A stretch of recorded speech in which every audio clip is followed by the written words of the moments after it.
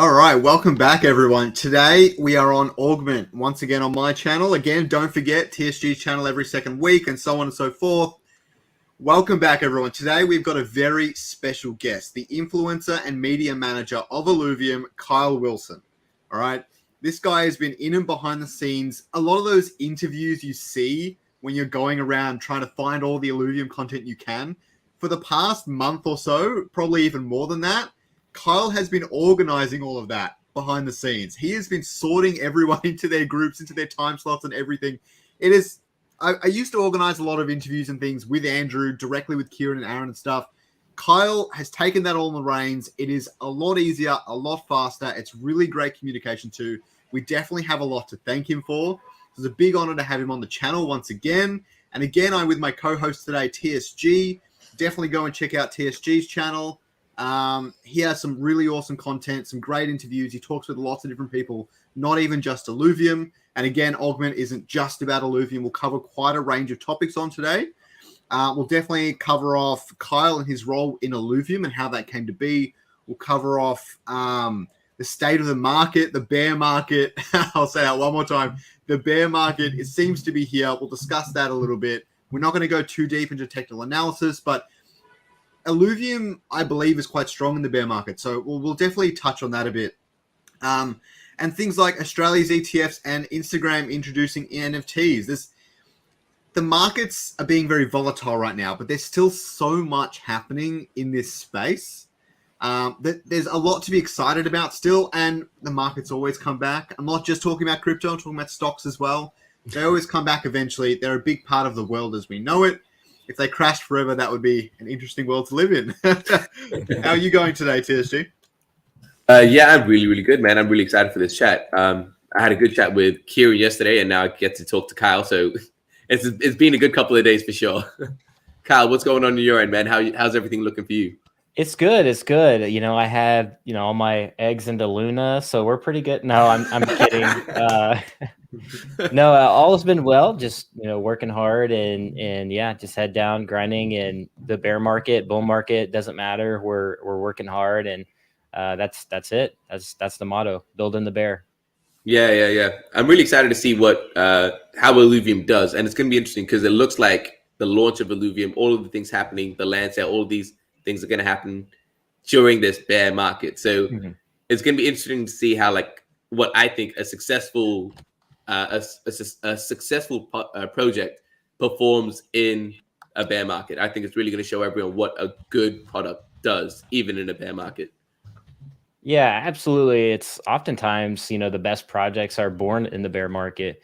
And, a lot of the 2018, projects that were around back then, a lot of them got weeded out, but so a lot of the good ones we know and love today are still around. And some of the strongest coins that you see in the top 100 or OG projects that are still around, I mean, they're not going anywhere. The bear market, bull market, doesn't matter. When you build a solid project, then that's really all that matters. It's like when you have such a quality product to present, then it's hard to say no, especially in games, because game is a form of entertainment, obviously. Yeah. And, one of those things that are like, quote unquote, recession proof is entertainment. People always need to be entertained. And gaming has dwarfed music in the movie industry. And it's set to keep growing past that, like to 2025. So it's going to we're still so early. And I know that's so cliche and you hear that all the time, but with Alluvium, especially, the game hasn't launched, gaming's going to keep growing. It's already dwarfed past movies and the traditional box office and music. Put two and two together. Yeah. Yeah. Actually, I'm actually curious. I would love both of your takes on this. Because it's for me personally, the whole bear market, everything going on, it hasn't really affected me too much in regards to my stance on Alluvium.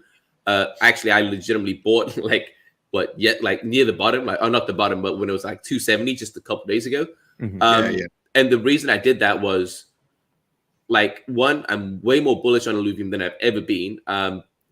We've now been able to play the private beta, and we've been able to get the product in our hands. And so for me, it's very easy to see that long term and be like, oh yeah, cool. It's still a project that I 100% believe in. I can see it doing what it's supposed to do. But I wonder, and I'm trying my best to empathize with those that haven't got the private beta yet, that haven't had their hands on it yet. And I'm just curious. I really want to know how they feel. And I wish that I could relay like my confidence in the project as much as I can to them, because they've had to deal with delays. They've had to they haven't had the private beta yet. And the good thing is more and more people are getting the private beta. But for those that don't have it yet, I'm just curious how they're feeling with everything. It's something that I've been thinking about. Yeah. Go ahead. Yeah. No, I've been playing the private beta and I absolutely love it. It definitely lives up to the expectation. Yeah. The way they're talking about the land upgrades with Alluvium Zero, I'm really looking forward to seeing that. But I know everyone's going to get something different out of it. I know I would say my majority are looking forward to the overworld. Me personally, PvP is going to be that point for me. I think once we see PvP and we get our hands on it, we can play with our friends, community.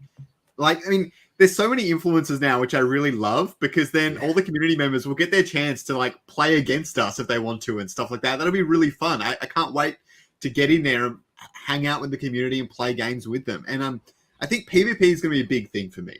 If the PvP holds up and it's fun, because when I think about the longevity of a game, I think about its PvP scene, its competitive scene, and the replayability of those sorts of sequences. And I think I'm waiting to see how that plays out. I hope the PvP is as good as they've said, but when you really think about it, it's the one thing you can't really get leaked, because you have to get like a match leaked, right? You have to get every stage in the match and like the different turns and stuff like that.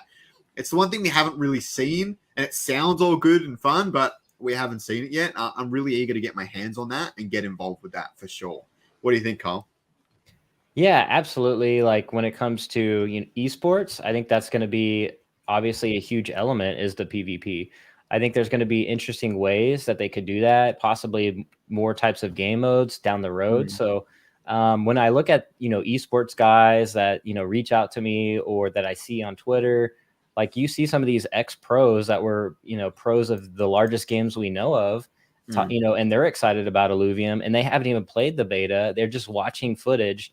When they get excited, there's something real going on just based on how they're literally analyzing the game. Like I was in the chat, I think when Kieran and Grant revealed the first gameplay footage, and literally in the chat, I remember seeing people already analyzing like the different alluvials and the different things that they can do. So in terms of PvP, yeah, I think it's gonna get pretty interesting, and it just, I already know people are gonna like freak when they see people, battling against each other, and we can like wager and all that fun stuff. So I think that's gonna be an interesting aspect as well, and a fun element in it. It's like, oh man, I wager on Scoriox and bad choice.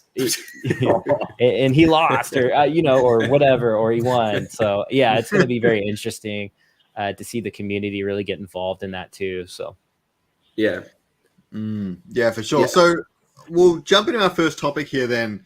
So Kyle, I'm sure some people have heard the story multiple times now, but the really brief version, how did you get involved with becoming the influencer and media manager for Alluvium? Yeah, so long story short, I've been following Alluvium for a while, and saw a job listing, and I was like, well, heck yeah, like let's go. And so it wasn't even a thought, and obviously applied, and I think it wasn't even the position I have now. It was like something else, and I just got on a call with Andrew and the guys and everybody, and I think it was actually just Andrew, but that's pretty much there's a couple of calls though. I mean, it was kind of a long process, and there's actually Luke who actually works there as well, so there's actually a whole process to it, just like you'd be recruited for any professional job in the regular marketplace. But so it was a long process. I didn't even know I was going to get selected, and so that's kind of how that worked. But yeah, long story short, I just didn't want to work in the traditional industries anymore, and so with that being said, crypto was for me was the only way forward. I was like, I'm just not going to do traditional industries anymore. It doesn't interest me. And I'm not going to do something every day that I just hate, like I used to do insurance. And while I love doing that, for a time, it just for me got very old quickly. And especially working for some of the people that I work for in my past. So anyways, long story short, crypto and NFTs, well, obviously I popped off the past year, which has been good for not only like projects, but people that looking for jobs or looking to develop skills. I think it's obviously the future. So what not better time to start than now. So, I mean, in a year or two, the marketplace is going to be a lot more competitive. People are going to have, a lot more people are going to have skills that they've been working in the field and industry for a couple of years. So, that was my thinking as well, as getting in early, getting the skills and all that good stuff, and just being here in the space. So I'm curious. Like you say, like it's a good place to develop skills and grow yourself and things like that, especially in an industry that's going to be around for a long time. Mm-hmm. I'm just curious for you personally, because I don't know exactly how long you've been the media manager for, but what do you think for you and your experience? What do you think the biggest skill is that you've kind of grown or developed in that short time in Alluvium? Just honestly, that's a great question. I would say just taking action, I guess, massive action. And I think that's really it. I think that's a really valuable skill, because a lot of people get stuck on everything psychologically. They're scared to make a decision, or mentally they're just not, or afraid, or whatever the case may be, or there's a fear there. So I think like not only overcoming that, but just taking massive action and just getting things done. I think that's the biggest skill. And I mean, if you take that to any field or any industry, you can do a lot with that. And so because I've been talking to a couple of like upcoming content creators or people that say they want to be content creators, and that's honestly the exact same thing that I tell them as well. It's like you need to have that micro macro, like on that Gary Vee talk, the micro macro perspective, where it's like micro speed, just knock things out, get things done, don't overthink things, learn from the results, and then adjust. And macro, just make sure that you know what your value is, what your point of view is, and kind of stick to those things and understand the long-term perspective. But micro, you need to be on it and just do things. And I will say too, when you're moving so fast, you don't, like you said, you don't have time to think about it. But over time, that like also builds confidence, and that's really important. Is like if you can be confident and taking action, in any industry, that's super valuable. So I have really similar conversations with people as well, and like I have a lot of people that ask me to critique their videos and things and see what I think about it. And I always usually have some ideas on how I would rephrase things or adjust things and things like that. But it's really hard to understand that your video is not really supposed to be the best it can be. I mean, you have some of the big influencers, not just for crypto or whatever, just like someone like Andre Jick. Every year or even longer, he'll still adjust his formula. Like he changes his videos, he changes his camera, everything. He updates it, fixes it, swaps it. He changes often. He's not the only one. A majority of people, even not small YouTubers, but big ones as well, they change things often. They find ways they can improve, and it just takes time to keep improving and getting to there. And it's more just kind of analyzing yourself and kind of what you did wrong and stuff after the fact that will get you there faster. If you do the same thing over and over, obviously that's not really going to work. But just get started, get going, keep pumping it out, and then eventually it'll improve. I mean, as long as you have that in the back of your mind at least a little bit. It's like very unlikely that if you do things every day that you're not going to improve. Like it's very unlikely if you do that. So don't stress if you can't ride a horse on the first day. Just get on it every single day, and in 3 years' time, you'll be a pro horse rider, which is the same as content creation. Like the first day is going to be trash. Like it's I look back on my first video, and it's not trash. I thought it was good, and when I did it, I thought it was amazing. And now I look back and I'm like, yo, the lighting was bad, everything was horrible, like the pacing. But that's how it is. It is how it is. And like that, literally, you could apply that to if you're a Solidity developer. Maybe you developed the crappiest first smart contract you've ever seen, but like in a couple of years, you could be positioning yourself as like you now are the Solidity guy, or in 5 years, you're the Solidity expert. and now Yeah. big projects are coming to you, so it really applies to like any industry. Actually, that's a really good thing that I want to ask you, because you are like the media manager and the influencer manager. Is that the right word? Yeah. What is something that you would give advice to? Like, well, what advice would you give to either current content creators or potential content creators? Like, what do you think is really important to be successful or make progress in this space? Yeah, I would say not to get discouraged by having a small channel, because Yeah. especially in crypto and NFTs, like that channel, your size channel could be, attracting some major people watching your channel specifically, getting the information that they need on a daily basis. Because with the larger channels, they often cover multiple topics, and it's almost too shotgun, it's too spread wide.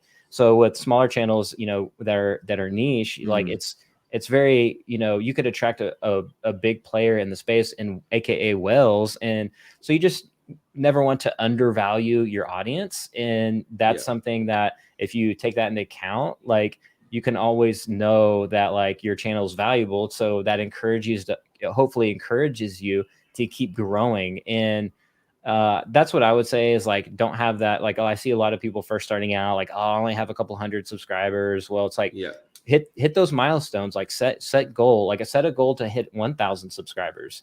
Like once you get there, then you're kind of locked in, right? But I think a lot of people fail before they get to that first 1,000 subscribers, just because they can't see, like, they don't have that passion or drive maybe.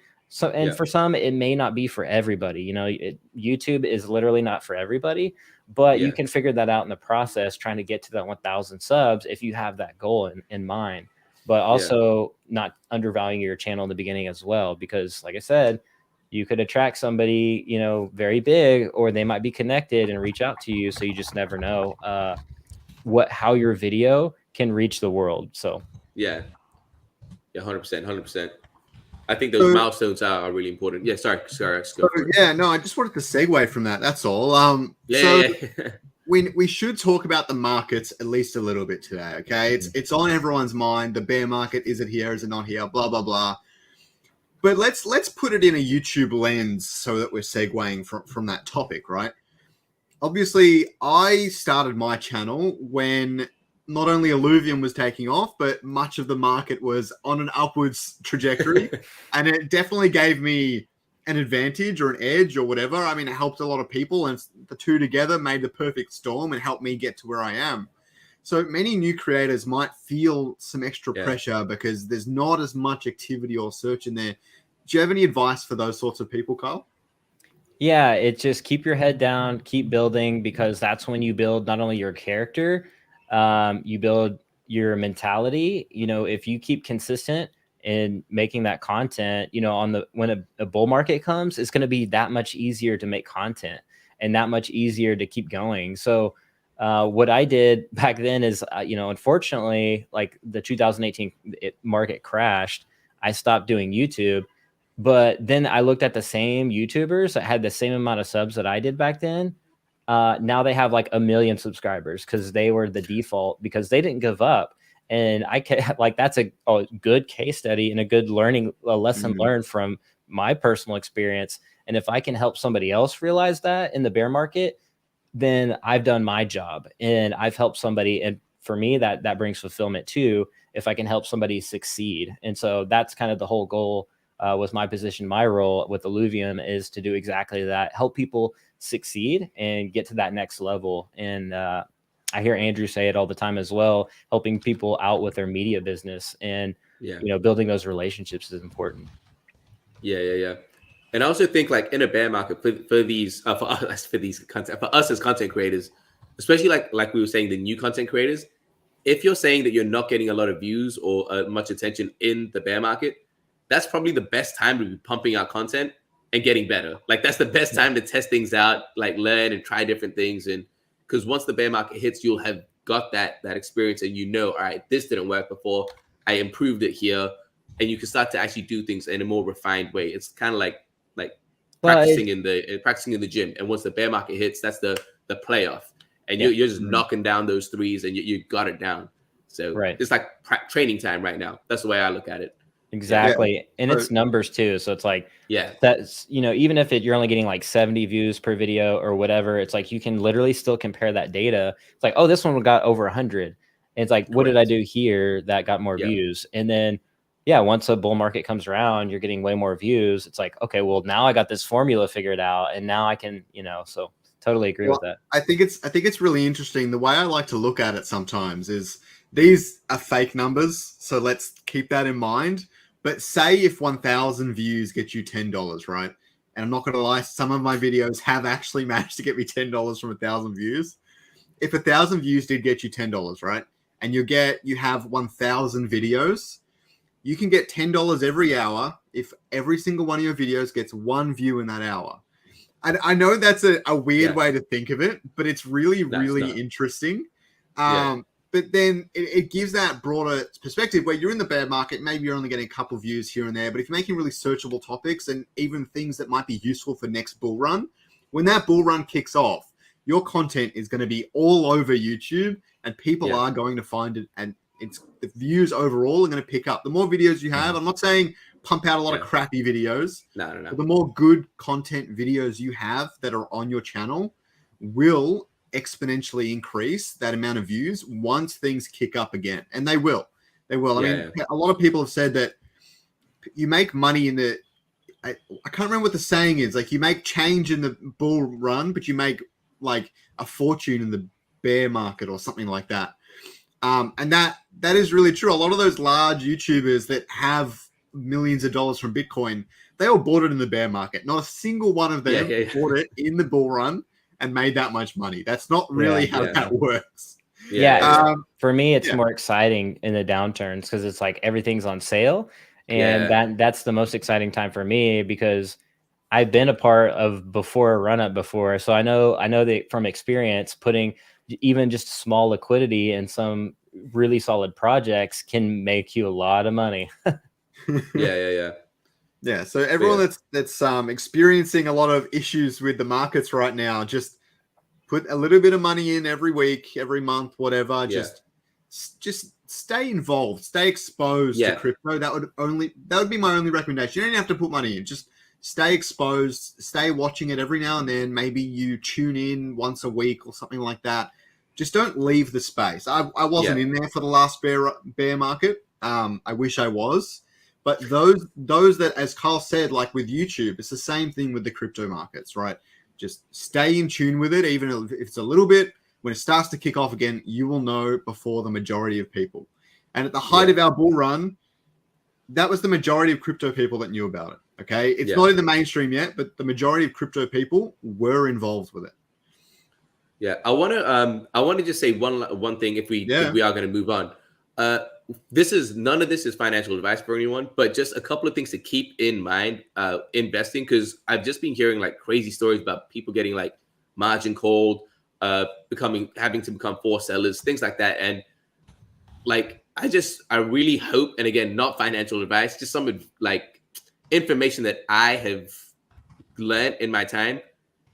Don't use leverage if you don't need to. Like, you don't need to. There's no need to get rich quickly. Like, take your time with it. We can see in a 5-10 year time frame, things go up. So just relax. Like, most of us are young. You don't need to use leverage to try to get rich next week to buy a Lambo. Like, just relax.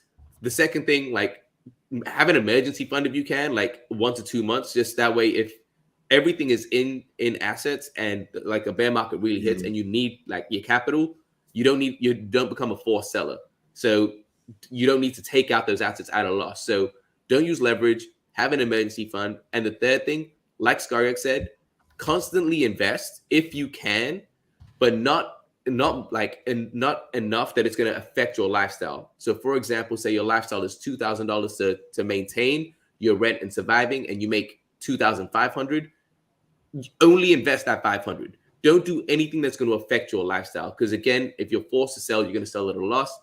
Don't do those things. Like, just set yourselves up in a responsible way where you're still participating in and if you don't have the liquidity, sit out. Like, just don't put yourselves in a position. Like, just watch, follow people, get information still.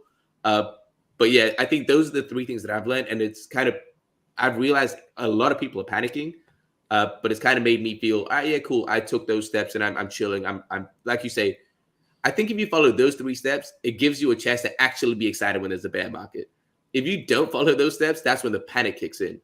And I really don't want people to just panic and like, because yeah, this is real life for a lot of people, man. Like losing a lot of your net worth is not a good feeling. And I just want people to get into this, like, again, have fun in this bear market. And the only way to do that, in my perspective, is to do it responsibly.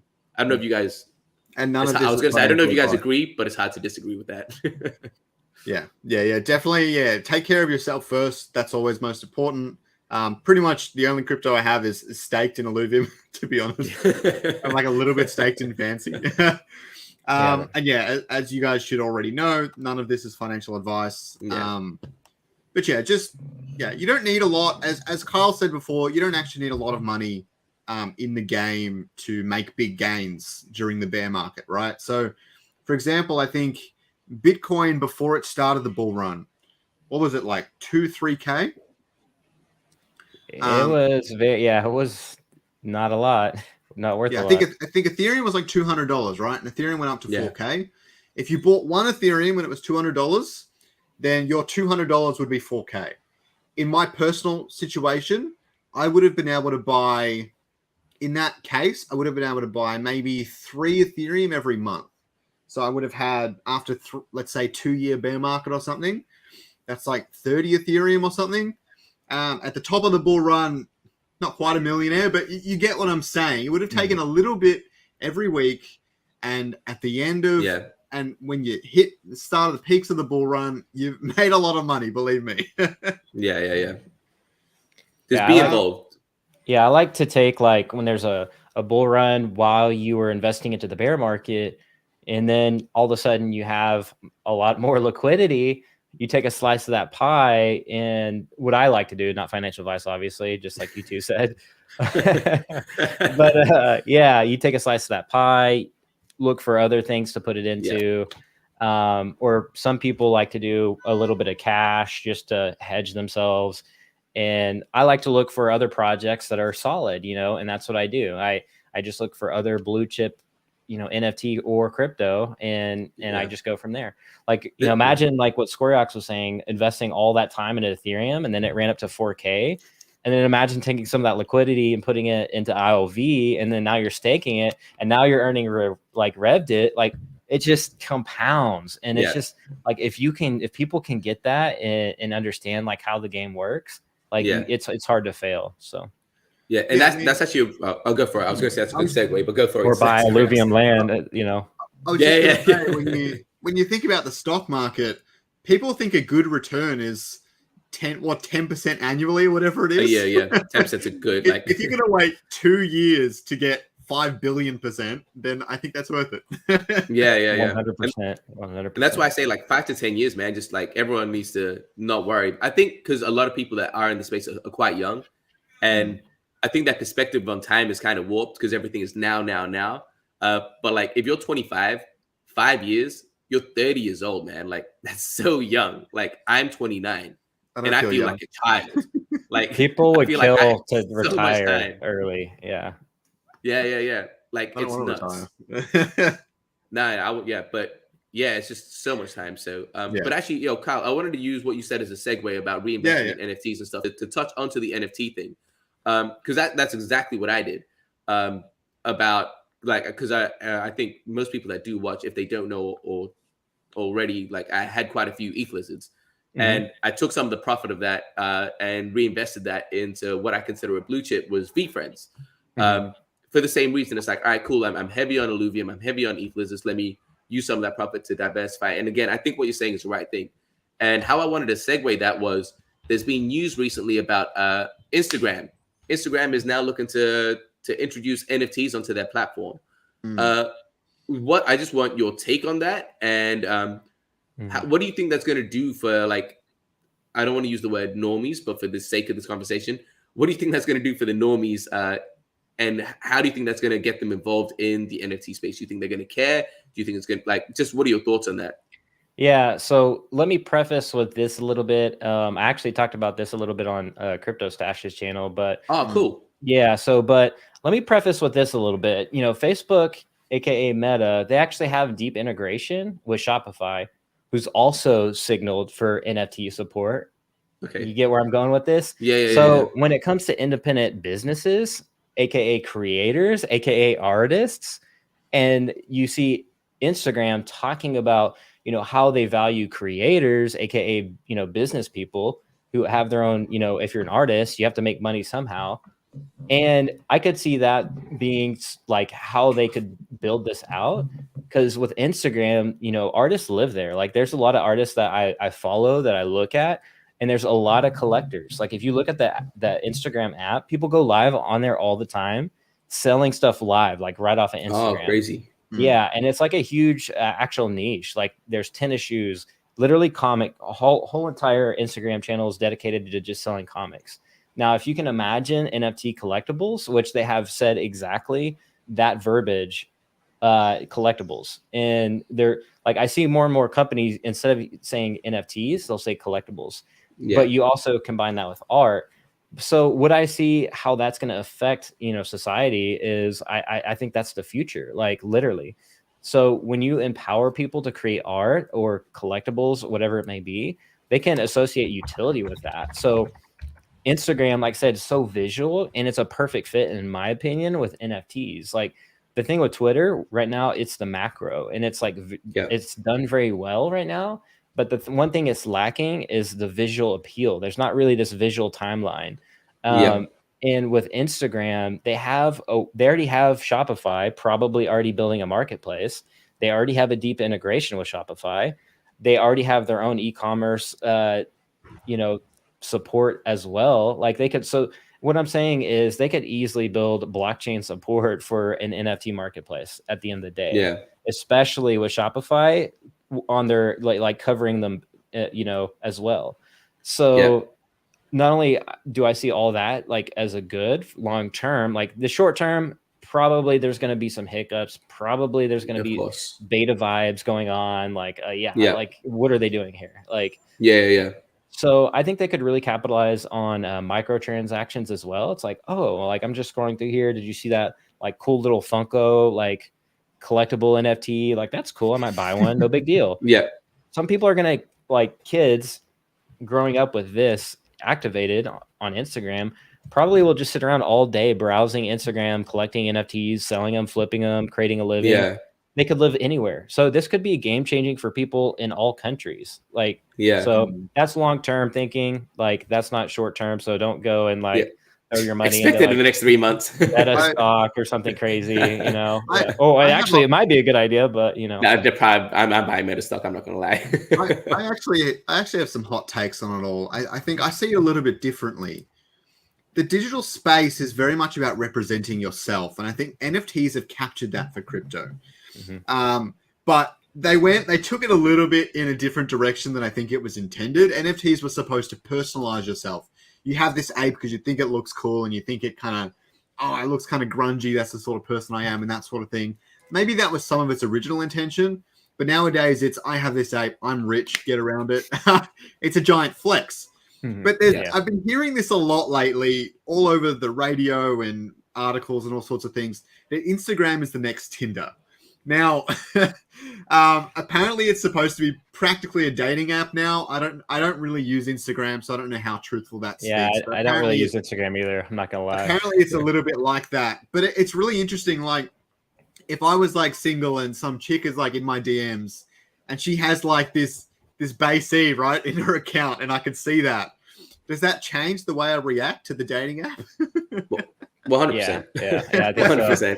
It's like sliding into somebody's like DMs and that's like exactly it, yeah. You're just sitting next to a Lambo or something, it's like, whoa, what is that?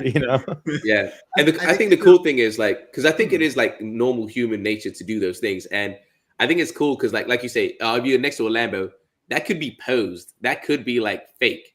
But if you have like a certified, verified base E, it's like, like we're never going to change the human action of flexing. I think that's always going to be there. Social currency is a big deal. Yeah, exactly. If we take that for what it is, it's not a good or bad thing. It just is what it is.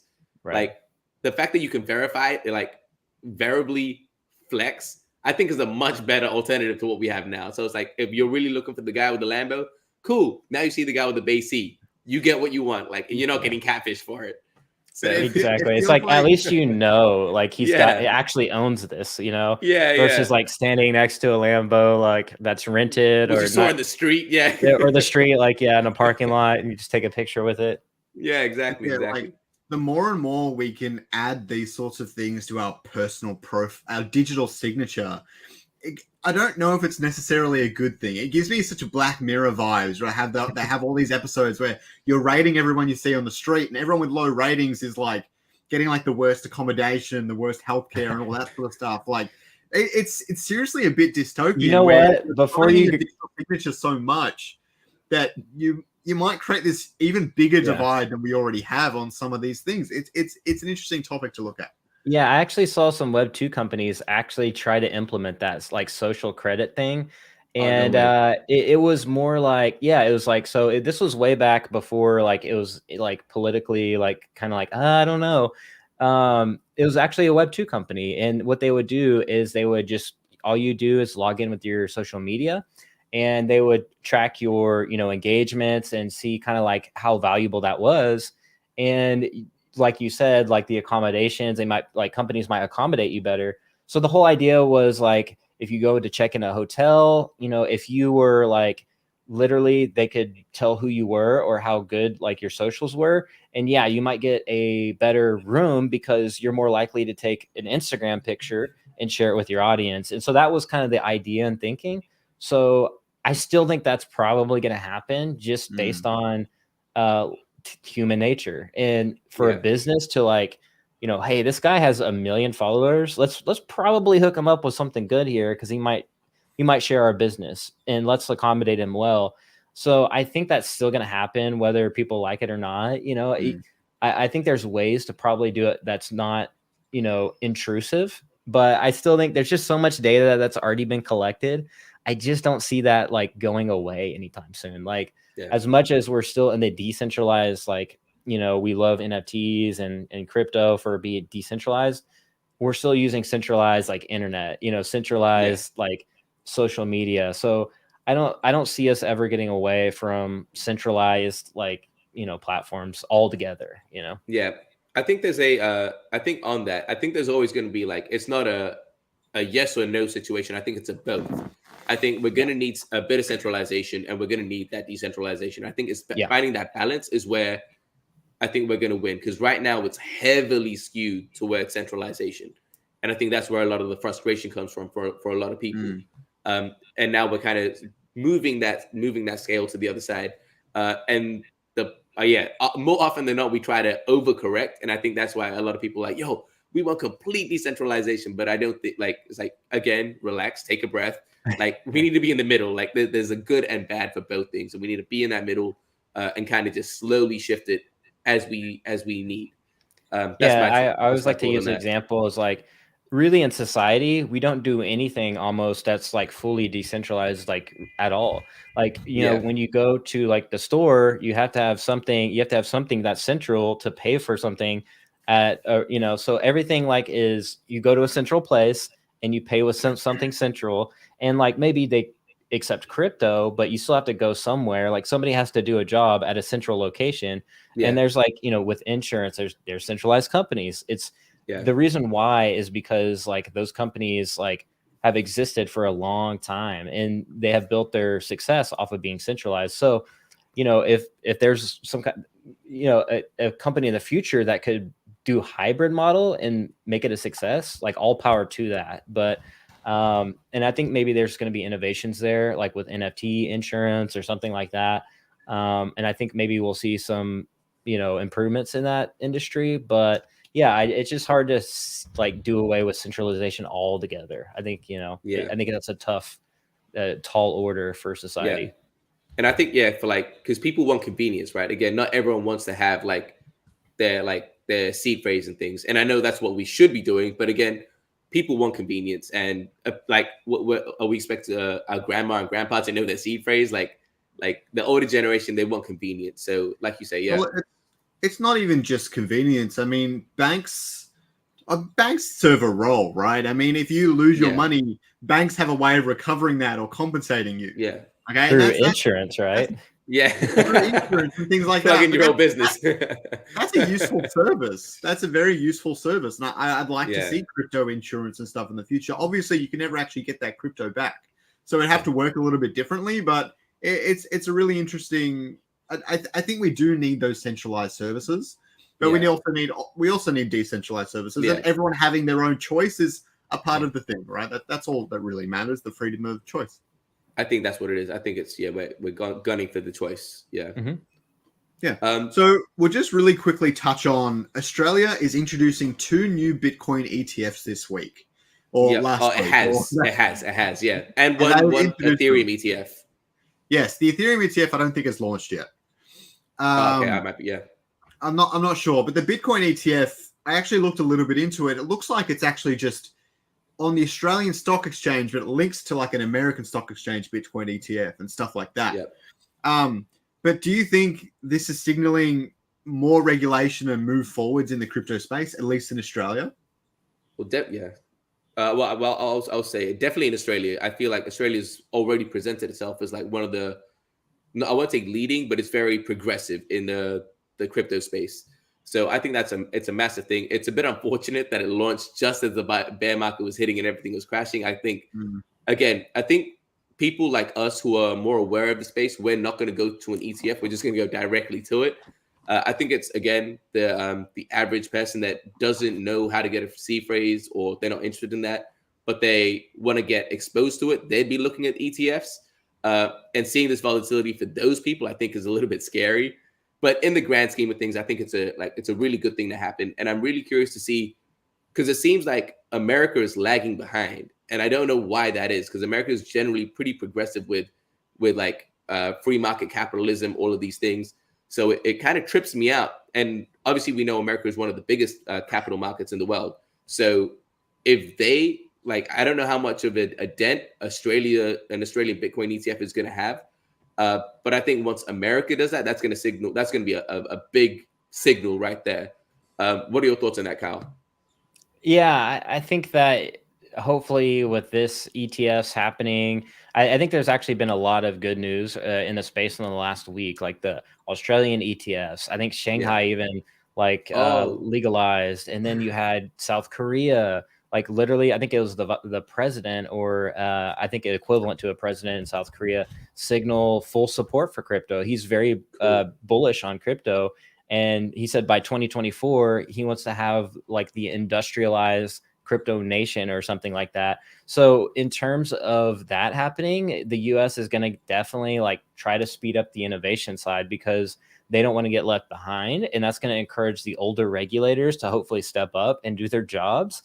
And I think that's what with America, I think we suffer from maybe like some of that mentality of having maybe people that are a little out of touch with what crypto is and the possibilities there and the innovation that, can happen. Like, the basis or like an easy way to look at, like, for instance, NFTs is like collectibles. Like now you can own them digitally. I don't have to have this shelf. Like it's full. I can't have any more on there, but on my phone, however, I can have as many collectibles as I want.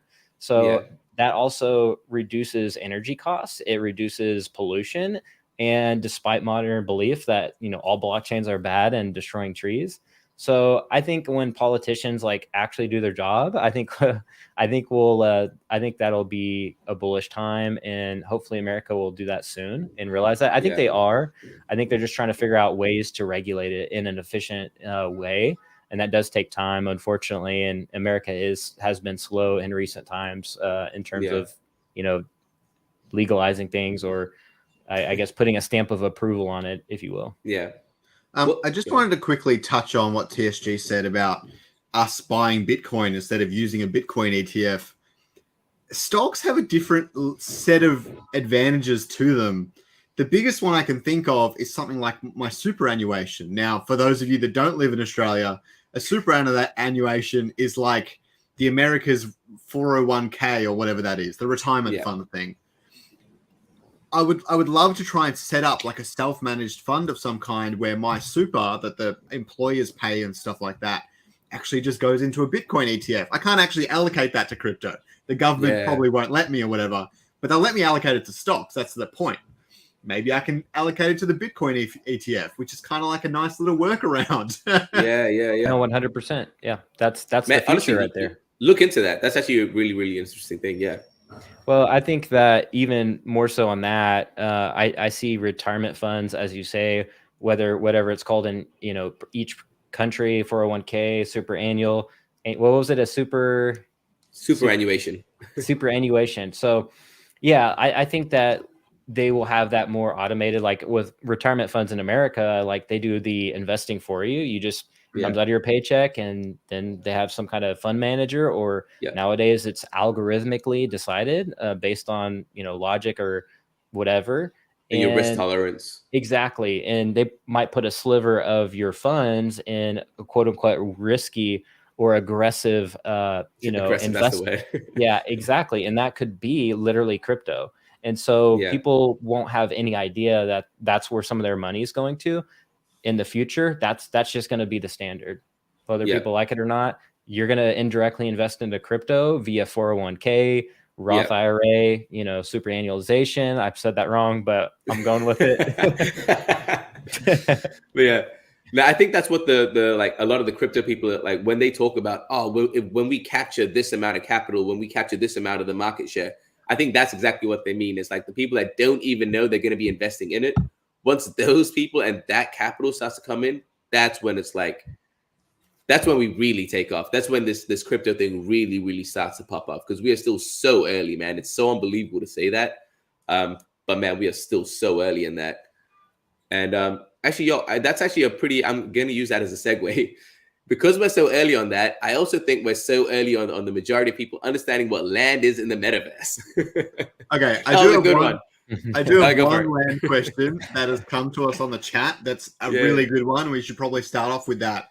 Nagasha wants to know when are the lands minted after the land sale, and when will Alluvium Zero be ready to play? So and a few things about fuel, but we touch on that next. So the land's going to be minted like as soon as you buy the land. So you buy the land, and then it executes the smart contract on Immutable X as well on the back end. It does take, I think Johnny said in a previous video, himself, it takes a few minutes to settle and to be officially minted on that Immutable X layer 2 solution, where you can just go to Immutable X marketplace and connect your wallet, view it, all that good stuff. They may have something, a feature in there to where you'll be able to view your land in the Alluvium app and or the Alluvidex rather. So and so to mint straight away, you'll be able to view it. So what do you think about Alluvium Zero? How long do you think that might take to start to come into it? Yeah, that's a good question, because obviously if you look on social media, Grant's talking about upgrades. They're updating it. So you know how they love to have super high quality. So I don't know what they're going to do. I don't know what they could do. I mean, that's going to be on them. I'm going to let them answer. You need to pick their brain and heckle them on social media. Maybe they'll leak it to us all and we'll find out. So Johnny and Karen actually did mention about 3 weeks after sale. I think that's what they mentioned in the previous good. Yeah, AMAs. I think that's what they're. Yeah, okay. Yeah, I want to say 3 to 4 weeks is what I heard them say. I might be wrong, but sounds go do your own research. Yeah. So tell us about what are your thoughts with land for yourself, man? Up to you where you want to take this. Do you want to take it on behalf of Illuvium, just talk about land in general, or I'm actually curious to know what your personal take on land is, what your plans are, just what are you most excited about with the land? Yeah, I think it's the long term. For me, I look at it as literally like real estate, right? So it's just a long term investment for me, because I know Andrew's always out there kind of leaking some alpha, like this is going to be used in future games.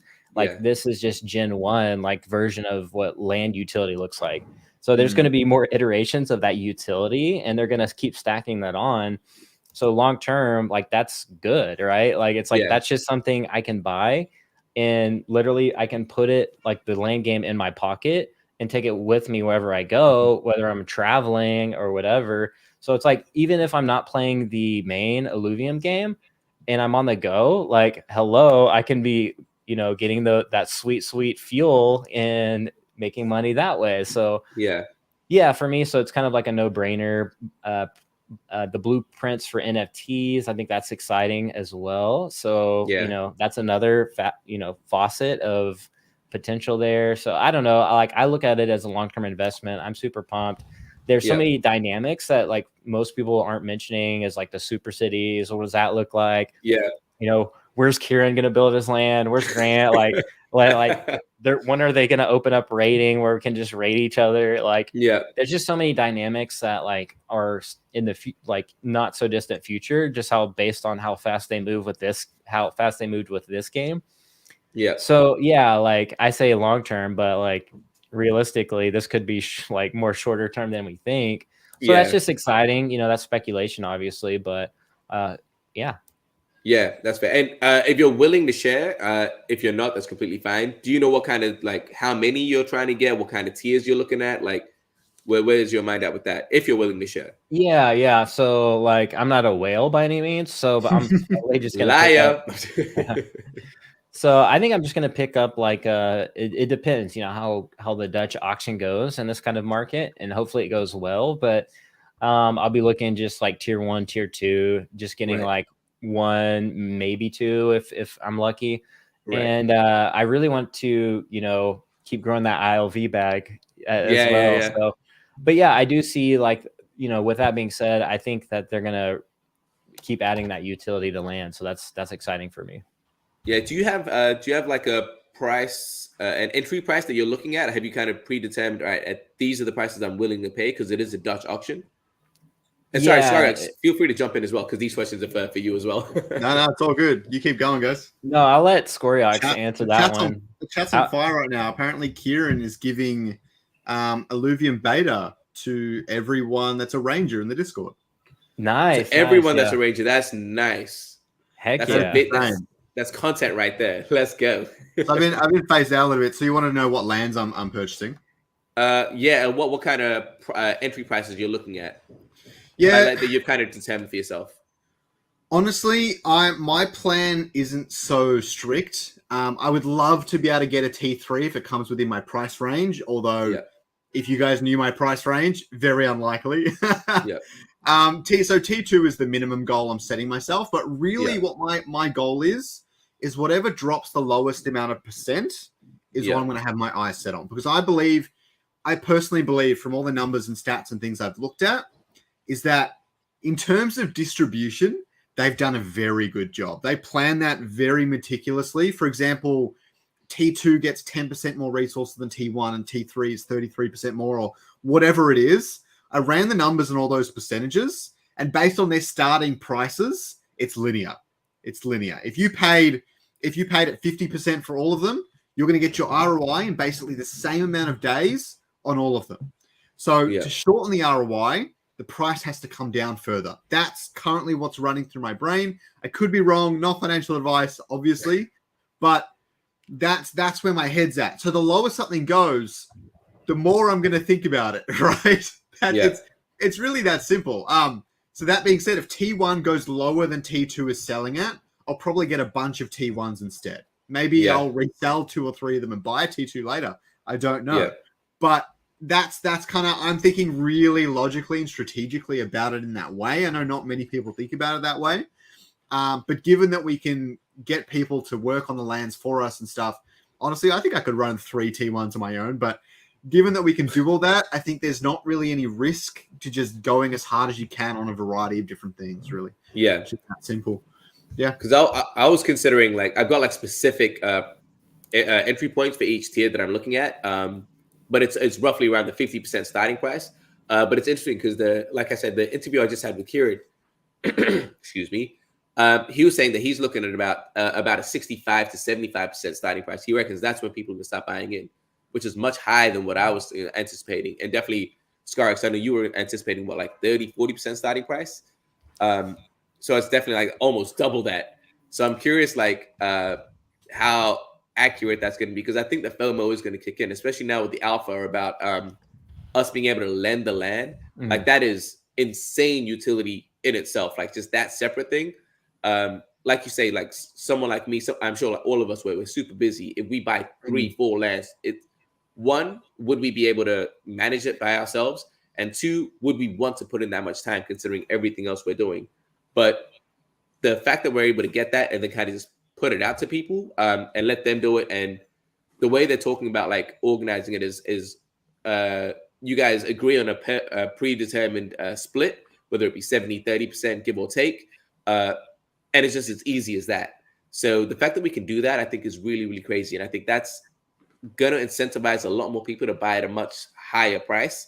That's just my thoughts. I don't know how accurate that's going to be, but they're just my thoughts there. Yeah, it's hard to say. There's a lot of variables. I do have a number. I'm not going to say it. Right. I know how people get, and especially during stuff like this. And so I'm not going to say. Right. Okay. Fair. That's fair. I used to say stuff like all the time and like my numbers and all that stuff. And yeah, and then it would just not go for me because like everybody would go for that exact same number. I'm like, And sure enough, people are like, oh, I watched that video and you said this. And it's like, oh, well, thanks a lot. No, I don't have any land, or like, I don't have any of that. Yeah. I think if I had to say a percentage I'm looking at, from what I'm considering, 40% of the initial seems to maybe be close to 100% ROI over the year, which I think would be reasonable, but I don't think it will be that. I think it'll be a much higher than 40% of the original. I'd like it to be, or even 30% or so. I think that's where we start hitting the prices that make a lot of sense to me. There is a chance I'll miss out on the land sale. If T1 starts selling for the top price, I'm probably not going to get in because I think it's going to drop on the secondary. I think anyone that FOMO's in has a good chance of getting wrecked. Just be warned about that. If everyone's buying it really hard and it can't come down for you to buy it, do not buy it. All right, you're going to get all the rev diz. The price is going to drop on the secondary because they're making like $1 every year or some crap. I don't know. Like, just don't FOMO in. Take your time. Think about your goals. And as TSG said at the start of this stream, think about kind of like what you can afford to spend, right? I mean, it's really that simple. Like, do it responsibly. Yeah. And what do you guys, because I summarized, like, while talking to Kieran, I summarized 3 things about Illuvium Land. One was they've got 3 main points. One is the gameplay for people that like city builders. 2 is the whole free market thing with the fuel and the energy, things like that. And the third thing was the collectibility about the blueprints and NFTs. So there's 3 real avenues for people to enjoy Alluvium Zero and Land. I'm curious for you guys, what is the aspect that you guys are really, really excited about? Kyle, do you want to go? I'll let you go first with that one. Yeah, I would say definitely the fuel aspect gets me interesting. Yeah, it's interesting because that's gonna have you're gonna have to pay attention to the tokenomic side of it in the macroeconomic side of it, and you'll have to be able to predict the market prices and to position yourself very well. And depending on how much land you have, you're gonna have to think about that a little bit deeper than you normally would, especially like I said, if you have a small amount of land versus a person that has a lot of land. They may be able to dictate things or get through a quote unquote bear market in the fuel land in the fuel world. So I think that's interesting to me. And I love stuff like that. Predicting little small micro economies like that. I think that's cool, fun aspect of it. And the blueprints I think will be really fun as well. And if we can scan some really cool rare NFT blueprints in there, I think that's going to make it all worth it. Yeah. Right? So. Yeah, because as you can see, I'm a collector. Yeah. So for you, it'd be I just realized because I asked you what's your favorite, but I reckon ranking them in order might be a little bit more fun.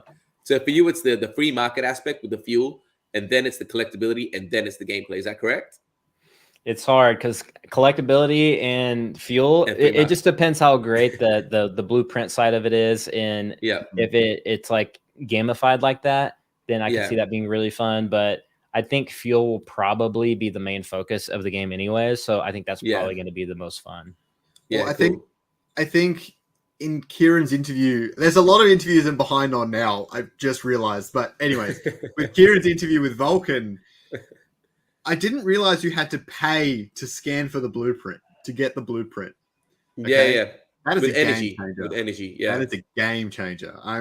That's a whole nother video in itself, but that is really, really exciting because I didn't think Alluvium Zero in-game purchases would add that much to the rev diz, but I'm starting to change my tune. Let's put it that way. I think anything sustainable GameFi economies are a really hard one, and I would love to write a thesis on it one day. Maybe in a couple of years I'll write like a giant thesis on it. But they're a really hard one. But the only really system I can think of that's similar and functions is something like a lottery ticket. A lottery ticket is the greatest sustainable economy that exists. All right? It's the same as a casino. That's the same thing. But this blueprint, since you have to pay for it and you have a chance of not getting it, that is the only sustainable economy. If someone pays for something and they always get something back, the economy is a pyramid scheme. Very simple. Okay? That's how Axiom things worked. You could just... This lottery right here is card packs. Yes. Card packs are an awesome example as well. But like in Axie Infinity, you could buy an Axie, play the game, and earn money every single time. Didn't need to beat anyone, didn't need to do anything interesting, and then it got botted and it got destroyed. It's just very simple. But anything where you can pay and have a chance of getting it, and also injects dopamine into your brain. So that's its own thing. I can already see people like streaming and like, oh my gosh, what is this blueprint?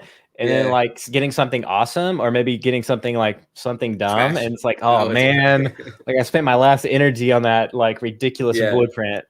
Or you might get the, some crazy Ramfire holograph, like who knows, Actually, do you guys know what kind of like, because obviously we know that the blueprints are gonna be, I don't know what the word is. I'm gonna say the blueprints are gonna be linked to the region that we're at, right? So for example, if you're in Crimson Waste, there's a higher possibility of getting a fire affinity, and so on and so forth. Is there a land that you guys are looking for, like a region that you guys are looking for specifically? I'm considering fire just because I kind of need to go for a Scoriox. I've locked myself. I have to. I've locked myself into this. It's a blessing and a curse. Apart from that, I don't know what I probably would have gone for. In terms of Avatar: The Last Airbender, air was always my favorite. Air was always my favorite element, but in terms of Pokemon, I've always chosen the water Pokemon. So I'm split between three. I don't know. I'm just gonna see what happens. Carl, where's your mind at? Yeah. So yeah, I was like a water Pokemon dude as well. Like Blastoise was my jam. Gangster. But in this game, I'm like, I don't know, Ramfire this time around. Like, you know what I mean? Like I gotta find that land where he's at, or Ramphys and all that stuff. So yeah, those Pokemon cards behind you, are they like what? Are they a Japanese Pokemon thing? So no, this one's just a Poliwrath. So it's just a Poliwrath, right. Yeah, second edition Poliwrath or whatever. Yeah. No, that's gangster. Yeah, no, I'm looking for the. I really want to get the Shard Bluff. I think that's what it is, right? Shard Bluff, the Earth one, because that's where like the Titanor and the Seaforest would be. So I reckon that would be cool. Yeah, I debated that. That's a big. I'm torn a little bit. Yeah. I need some squizzes and some Seaforests. Yeah. Well, you know what? Squiz. I should use that opportunity to talk about something else in terms of land, right? The location of land isn't that important when you think about the broad scope of the macro. How I see it is I'm in the Shiny Shards Guild, and so is Kyle. He hangs out with there sometimes. And TSG's, in the chat and all that. Anyways, the Shiny Shards Guild, we've got like 800 members. Let's say every member gets a bit of land. I see the ability to trade things with other people to be really powerful. That's if I had the option, if I had a couple of water alluvial blueprints or whatever, and I'm like, you know what, does anyone want this one? I'm willing to trade it for a fire alluvial blueprint. Someone will be like, yeah, I'll just do a 1-to-1 swap. They're both T1. They're both probably worth about the same amount. Maybe someone will throw in a bit extra, whatever. There's the ability to go into this community, and you guys are all embedded in the community by now. Not even just you guys, but everyone in the chat. There's going to be other ways to get this stuff. You just need to have something to offer someone. Everyone's going to have alluvials, blueprints, and things. We're all going to have a lot of fun trading them with each other. I'm really looking forward to that side of things. That's where actually Pokemon's creation. I I've done my fair share of research into the origins of Pokemon, but the biggest thing for Satoshi was actually the trading aspect of Pokemon. And Pokemon was actually one of the first games that had some of these co-op elements. It like really the trading aspects, battling wasn't actually that important to him. Trading was, because he used to collect bugs when he was a kid and trade them with his friends and stuff like that. It's a weird story. He's a weird dude, but it was all about the trading. And every single time they released a game, trading had to be in the game. A good example is Pokemon Legends Arceus has no multiplayer features. It was marketed as having no multiplayer features. When it came out, they were like, oh yeah, you can trade with your friends if you want to. It's not as broad as all the previous Pokemon games, but you can trade with your friends. It was important to him. And I mean, Pokemon was wildly successful, largest media franchise in the world. So maybe trading was one of the reasons it did so well. And I believe trading will be a big part of Illuvium as well. 100%. I don't think there's a question about that. I think that's 100%.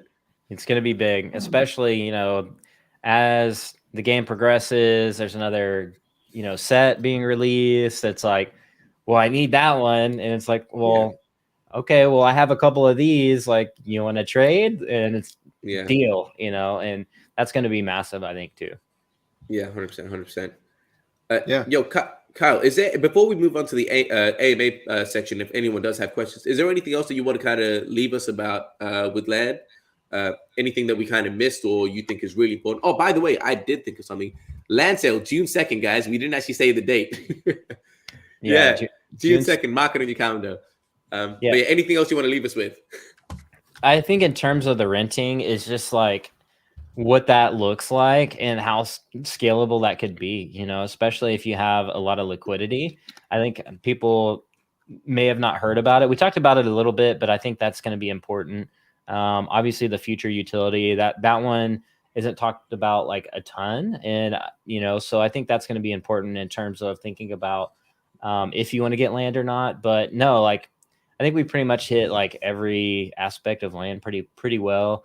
I think that we're going to see more articles come out about more information about the regions.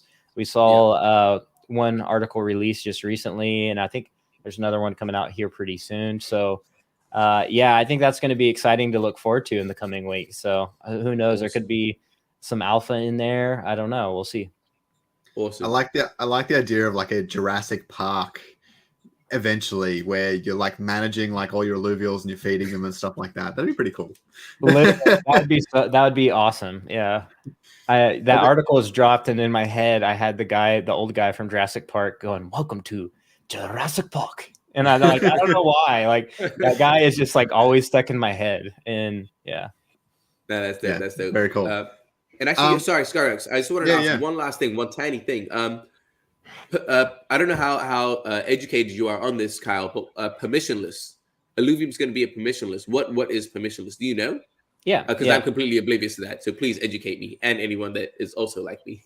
So permissionless is essentially held by Blockworks, which does a huge media publication that obviously writes a ton of articles, ton of information, educators in the space. Really they have became really a blue chip media company this past year. I mean, if you follow them on Twitter, they're just pumping. I mean, I'm a big fan of media companies because they're just, they're so quick to it. Like Cointelegraph's been always one of my favorites, but Blockworks is like becoming a blue chip media company, and maybe they've been for a while now, and I just haven't noticed. But anyways, they're holding permissionless, and permissionless is around, the NFT space and really decentralization, obviously permissionless. That's the name of the event. So there's going to be speakers there that obviously talk about their area of expertise. So I think it's valuable if you're somebody coming up in the space, you want to get educated, and maybe you just want to learn. And so like whatever the reason could be, like that event's going to be one of the go-to places to go to every single year, because obviously like Illuvium's going to be there. Like there's some big people that are there if you look at the roster of speakers. And I've watched events for a long time, and that's like being in Miami. Like you have F1 in Miami, like right before that event now every year. Like Permissionless is going to be one of those like must go to IRL events, in my opinion. But that's a little like me hyping it up. I don't even know why I'm hyping it up, but I don't know. I'm bullish on Miami becoming like the U.S. crypto capital, if you will. Like, and I think I'm with that. Yeah, and I think it's slowly becoming that, and that's exciting for me because I always get tired of like, I don't want to go to New York necessarily because it's cold and like I've been to San Francisco already, like so. It's exciting for me to like go to an event and like be at the beach and like not have to like wear a t-shirt. So I don't know. That's like a little bit like that has nothing to do. It has nothing to do. Yeah. I think it's just the exciting part, and just I don't. If you guys caught the F1 event there was even Star Atlas was there, but so was FTX because they sponsor one of the lead teams, Mercedes. And they had this whole FTX experience. I mean, it was a big hyped up event. It was one of the most successful F1 races in the world. And Michael Jordan was there, and he doesn't get out at all. So I was like, wow, Michael Jordan's there. Like, it's probably a big deal, So anyways, enough with that. Walking Feather actually wanted to know if you know what day Kieran will be speaking. And more in general, will people speaking not just from Alluvium, but from Alluvium is more what we care about? And will that all be streamed? That's a good question. I don't know. They do have information on their website. I don't know if they have detailed information. I haven't been there in a couple of days. Yeah, but I'd imagine they might update that. Or if you bought a ticket, you'll probably get like an itinerary of like the times, like when closer to the event or this coming week. So yeah, awesome. Okay, there was one question from before that we should cover off, and then we'll start taking questions from everyone else as well. So definitely start popping them in chat. I know TSG already asked for them. There was one from before: fuel and making money straight after the land sale comes out. Now I know the answer for this, but I'm going to ask you anyways, Kyle. How does it work? Will it be reset or whatever, or when can you start earning and stuff like that? Yeah, obviously. So they're going to have like the beta, so you'll be able to play around, like the beta testers will be able to play around with that. They'll give you a little bit of that in-game money or fuel, and you'll just be able to experiment with that. Then the clock will reset and start, and that's when the main game launch will be. And then that's when it really gets started. So that's kind of how it will roll out. And I know like Kieran will probably have way better like timelines in the not so distant future and what that looks like. And he's way better at explaining that side of it than me. But yeah, that's essentially what it looks like though. Yeah. It will all reset as soon as the main game launches, because that's actually how you earn. The people playing the main game give you money essentially. Yeah. Any other questions, TSG? That we can see? There's one that we just got from Octane. What are the chances of price land increases if the market continues to trend downwards? That's based on demand. Honestly, it's based on demand. If the game comes out and the game is successful, even if the market, I think this is Alluvium in general, if the market is still trending downwards, but we have a game out, it's functioning, everyone's enjoying themselves, Illuvium could be the exception to the downward trend. Mm-hmm. If there's an influx of revenue coming in, the demand for land going up. So it's not something to say like, oh, it's going to happen. There's a lot of things that need to play out in the right way, but it's definitely a possibility. And I think it's a strong possibility if those things are hit. But again, that is pure speculation right now. It's just our opinions. Yeah, it's hard to say, Octane. It's one of those things, right? We've never really seen any crypto, not even Ethereum, break away from Bitcoin. They haven't yet. Yeah. Okay. But Alluvium just has so much utility. I mean, GameFi hasn't really been around for very long, and we haven't seen Alluvium, how it will play out with its tokenomic structure and everything yet. But I don't know. It's got so much utility. It might finally have a reason to do something different. I mean, even Ethereum, I think this last crash, it was the first time Ethereum didn't drop as much as Bitcoin. It's usually scaled out, right? So Ethereum usually drops more and Bitcoin drops less, right? But that didn't happen because Ethereum has a lot of utility in the space, and Alluvium obviously won't have that much utility, not when it starts. But it's one of those things where if it has enough utility and people are interested in it, I mean, I know there are many stakers, including myself, that are never going to sell their tokens. You never know. Yeah, and it looks like I misunderstood the question. It was more the starting prices, are they going to increase or not? Kieran said that there's no real like they're planning to go ahead with it, and again they have the IIP that they're working on for the emergency change if needed. So for now, I think it's going to stay the same, and if it really feels like it needs to be changed, it will. But for the time being, it looks like it's going ahead the way it's planned. Yeah. Yeah, absolutely. Yeah, definitely. I think it's hard because you're thinking in USD, right? The starting prices have technically come down a lot, but so is everyone's Ethereum and SILV, which is what it's paid with. All of that's come down as well. So really, anyone that wasn't watching Land and is coming in now is actually the one with the advantage, which is a bit weird to think about and not so fun, but it is what it is. I don't know. Yeah, that's exactly right. And that's something I have put in kind of into my variable sheet, if you will, like when it comes to the sale date and when it's live.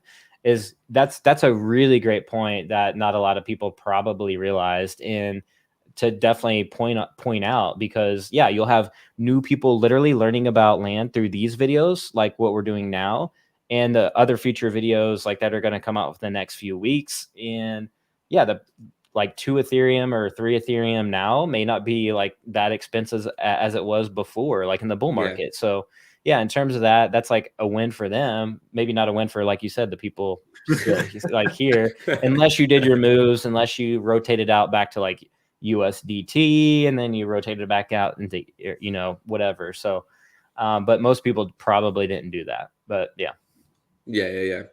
It's certainly a unique situation we're in. Yeah. Any more questions we've got at the moment? When ETH2, but I like the one from Herb. I like the one from Herb. Invest Answers. I've never seen that channel, by the way, as a heads up. Invest Answers always talks trash about ILV because of inflation. How to answer right there. how to answer that general concern. All right, that's a fun one. Do you guys want to take on that one first? So what is he like fudding about specifically? Do we know? Inflation. That's all I've got from the question. Well, inflation, you have to print more of something for it to inflate. There has to be, you with ILV, there's a finite supply, and it's, that I don't see the inflation tokenomics side of it. And it's getting banned with SILV. So in fact, it's deflationary. Yeah. So I don't see the. So how I would visualize, visualize this question is in 2 other ways. Firstly, the token unlocks. That's kind of a sense of inflation, since your diluted market cap is obviously very large compared to what people might think it should be. But the other side is actually alluvial inflation. Alluvial inflation is the only inflation Alluvium has. Do you guys want to talk about that? Well, that's a bonding curve as well. So that's it's like, is it though? We're all like, is it? Yeah, are you sure? Yeah. Well, there are more alluvial minted, and eventually you can't actually hit a point where they'll just stop being minted until Kieran shuts off the tap, right? I think where that shut off point is going to dictate a lot of this information. That's like, so that's, I could see maybe the token unlock side of it, but not the alluvial side. Alluvial, there's the bonding curve, you fuse them together, they get burnt. So it's like, no, not really, man. Like, I don't see that. But like on the token unlock for sure, because I've seen projects all the time, tokens unlock, price gets affected, or whether that's good or bad, whatever. So I do see that as like a short term, like inflation, if you will. But like, I think they've done a great job, the DAO and the governance, like of making, that more smooth process over the long term. So it depends whether you're a short term, like day trader, swing trader. Sure, that might be something, to be concerned with. Or if you're super interested in like speculating in price, that could be something for you as well to look into. If you're like, maybe you think that the price might be lower at that point, then maybe you could speculate on that. Like, but I'm not here to draw speculation and what could be. Yeah. But so yeah, but long term, as TSG said, like the token is deflationary. So And alluvials are deflationary. Like you said, you've got the fusing mechanic, and also with skins, because to actually mint the skin, you need to burn the alluvial, which is linked to that. So again, there's two deflationary systems there. Clearly hasn't seen Scoriox's spreadsheets about the millions of gamers that are coming and are gonna burn up the supply and yeah. Yeah. Spreadsheets. And I think I will leave this with the last question, and I think because we're already run like well over. Unless you guys want to keep going, both is fine. But I have a lot to do. yeah. But last question: what are our thoughts on IMX, and do we think Land will be moved completely to IMX later? Second part of the question: yes. As far as we know right now, Land will be moved completely to IMX at some point. That's that answer done. Already is. Yeah, it already is. Yeah. Oh, you mean so? The sale itself will be on IMX, but it will will be on Ethereum. Yeah, it will be minted straight onto IMX. The Land is on IMX regardless. But the actual land sale in the future, they'll be on IMX next. Yeah, that's what I was saying. In the future, the land sale and the mint will both be on IMX. And so that the second half of the question is done. What are your views on IMX? I've actually started investing in IMX. This is a diversification play. I'm bullish on IMX. I mean, I've covered it a lot in my videos in the past, and so they are also like, it's like a governance token that is also like has RevDiz built in as well. So each transaction, the quote unquote IMX is somewhat like a DAO as well, and you get like what's that? Sorry, I've been missing out on IMX apparently. Oh, I don't think the staking live for IMX yet. I don't think so, right? It's not live yet. It's not live, but they do have it planned. Cool. Yeah, so you can still get in, and prices are cheap. I got it at $1.50, so it's cheap now. It's cheap now. Yeah. Sweet. Okay, I'll get onto that. But yeah, I mean, diversification play. There's a lot of GameStop's coming to it. Alluvium's going to be on it. Vivi's probably going to be on the order books here in the next month, hopefully. Fingers crossed. I mean, Robbie kind of leaked a little bit on 3 major projects that are going to be added to their main order book, which is huge in terms of people that hold IMX, especially when the staking feature is live. Yeah. So and even Gary V's done a couple of things on IMX as well. So the way I look at it, like you say, Guild of Guardians, Alluvium, Gary V, Vivi, GameStop, a lot of these things are moving to IMX. Tom Bilyeu, Tom Bilyeu, exactly. So it seems like it's a good place to be. TikTok, and and the fact that it's on, it's Australian as well. Got to support. Mm-hmm. So got to support. Scoriox, you need to hit up Robbie and say hi or something. I definitely, man. That was good. I think that would be cool if we got him on an Augment. That would be sick if we could get him on an Augment. That would be wild. I'll have a chat with him. Yeah. I think my only concern with IMX is every single layer 2 we've looked at so far has fallen apart under scale. every single layer 2 and sidechain and stuff has crumbled under scale. Matic was, I think, one of the first ones to do it. Tron, no one uses anymore. Solana, it's not a layer 2, but it's had a lot of outages lately and had a lot of problems and things like that. When they start to scale, they fall apart. We haven't had any proof that IMX can scale yet, and as it gets more and more projects onto it, it just kind of bugs me. They've got so many projects coming onto it. If it was just Alluvium, I'd be super hype. But I don't like the idea of Alluvium's messaging them can you check this audit? Can you get this audit through? Can you get this audit? And there's 500 projects and one IMX platform. So I know that they're building systems that help with that sort of stuff, and I'm waiting for them to scale up in the future. But I think it's going to take a couple of years before they become that thing that they need to be. And that's really only my concern. You know what I mean? It's hard for me to explain, but I just think it's one of those things that needs to take a while to build up. I think about it kind of not a central bank, but a central bank is similar in a sense that you have a handful of major central banks, and they do the business dealings for thousands of businesses in any city or state or whatever, right? They're the central entity that controls all this. If the bank goes down, everything goes down. Very, very simple in that way. And I think IMX is building itself as that structure, but no one's proven that they can be that structure yet. And I want to see what happens. We're about to find out. Yeah, that's the thing that is up in the air. That's the speculation there. Can they do it or not? Yeah. Yeah, I think they will. I think they've hit some hiccups already, and I think they're going to be able to scale. I feel pretty confident. I've seen projects being in the space for so long take years and years to do something, whereas IMX has done it relatively very quickly. And then as well, like Vivi before, like they reminted their NFTs on IMX, and then they had like 5 million of them. And they just minted those, and it went pretty seamless. You were able to look at Immutascan and kind of see that all those NFTs were being minted. So it's like there. So I think in terms of scaling, I'm more interested to see, like you said, Scoriox is like the massive adoption of NFTs, because I think Immutable X could have that potential just with the backing of like Gary V and like Tom Billy and like all these like actual influencers, TikTok, and that. So I think they have the brand exposure like side pretty like.